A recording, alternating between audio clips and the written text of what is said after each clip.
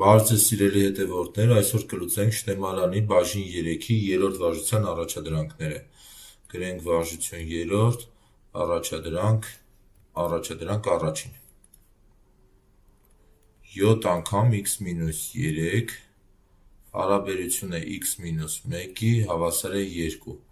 Այստեղ գրենք հավասարման թաբը, թույլատրելի արժեքների բազմությունը։ Պետք է գրենք, որ հայտարարը 0 չէ, այսինքն x-1-ը հավասար չէ 0-ի, x-ը հավասար չէ 1-ի։ Այնուհետև այստեղ երկուսի հայտարարը գրենք 1 և կատարենք խաչաձև կամ անկյունաձև բազմապատկում։ Այսինքն 7 անգամ x-3 անգամ 1-ը հավասար է 2 անգամ x-1։